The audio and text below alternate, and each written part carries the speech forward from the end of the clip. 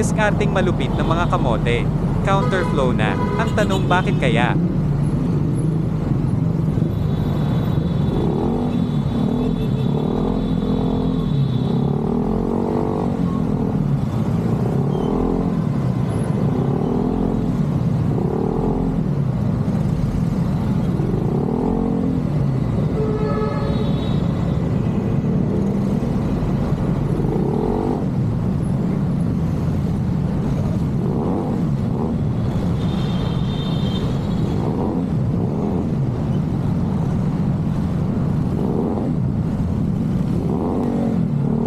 Yun pala may humaharang na naman kaya pala walang makalusot.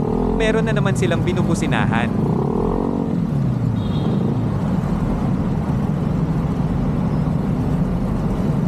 Buti na lang nasa huli ako kung hindi baka mag-viral na naman ito.